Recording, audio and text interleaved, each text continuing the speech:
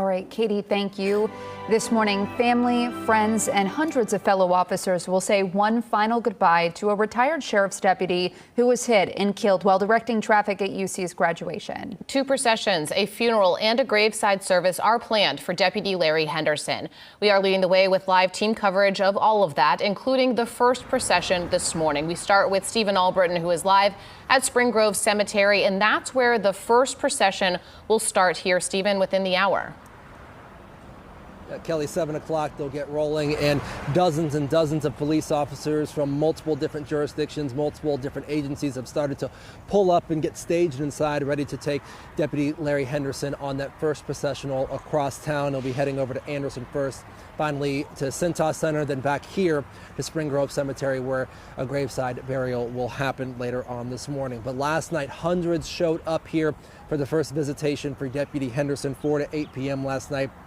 Law enforcement from across greater Cincinnati, from across the country really, filed in to pay their respects. Now, outside of his decades of work with the sheriff's office, he was a father, he was a friend, he was a grandfather, he was also a foster parent. We spoke with City Council member Mika Owens, who says last night's visitation was heavy, but the support she saw was inspiring. When you see law enforcement come together, you see the exchange of different members of different parts of the services, you know, protecting, guarding his body. I mean, it's something that it's really profound to watch and witness. And what will be profound is when these processions roll off here in 60 minutes or so. So when it leaves here, heads to Anderson Township. If you haven't had a chance to pay your respects and would like to, Cintas Center 9 to 11 will be that second public viewing. So let's go back to the route we're about to see here in about an hour from now. Deputy Henderson worked over in Anderson Township. That's where we found our Nicole Aponte, where a growing memorial is there as the procession heads there in about an hour and a half. Nicole.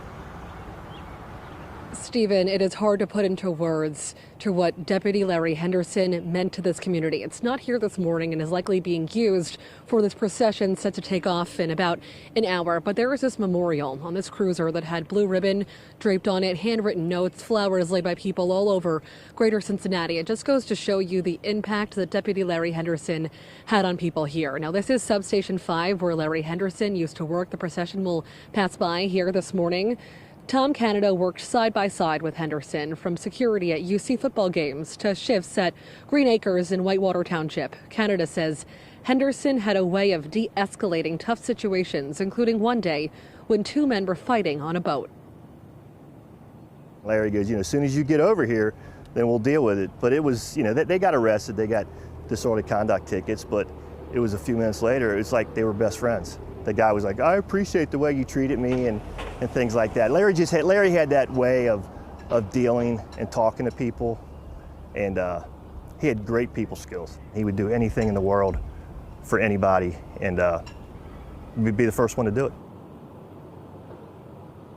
Henderson lived a life dedicated to service and wore that badge with so much honor. We are expecting to see much more people come in, flood here into Anderson Township to pay their respects this morning once that procession kicks off at about 7 o'clock this morning, set to pass here a little bit after that. But we do have WWT News 5's Giacomo Luca standing outside of the Anderson Township Fire Station. And Giacomo, the procession will pass by there, and these firefighters are going to be showing their support this morning as well.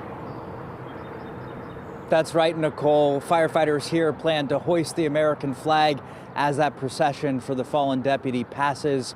They've been rehearsing over the last week to pay their final respect, give the final salute to the fallen deputy Henderson, to make sure that it's also heartfelt. The Anderson Township Fire Chief says they want to keep the focus on supporting the family and Deputy Henderson, who served the sheriff's office for 33 years. To make sure that we're fully prepared and have everything the way it should be to show the proper respect, and that we make it look like it should with no flaws. We want it to be absolutely perfect for his memory and for the family. Now out here in front of Fire Station 6 in Anderson Township, you can see the station's been lit in blue. We see a number of officers arriving from other departments. We also saw the Anderson Township fire engine arriving as well. In front of the fire station is that memorial, as well as a flag that's been brought to half-staff honoring that fallen deputy. Meanwhile, we know Anderson Township is asking community members to come out to line the area along Beachmont Avenue and really throughout the area to show their respects and show their support for that person who served neighbors here in Anderson Township. It's expected that procession to make it through here around 7:30 this morning. We're live in Anderson Township. Let's send it over to Stephen Albritton at Spring Grove Cemetery. Giacomo, thanks so much. We actually just saw the bomb squad truck roll up and park inside to get ready with Deputy Henderson, a member of that team as well. But, before I toss it to Kelly back in studio to talk more about the route, let me leave you with a smile. Deputy Henderson, he's a great man, so many stories, but apparently he was also a bit of a prankster, known for putting things on other deputies' cars to make it sound like the car was about to break down. And I guess even one time he put mace in an air conditioning to get one of his fellow deputies with a nice surprise during the summertime. So there will be laughs, there will be tears today, but all of it honoring the deputy. So that procession steps off here in about 45 minutes, and we're going to have it tracked all the way through town and over to the Cintas Center. Kelly, a lot of people are going to have a chance to pay their respect lining the route.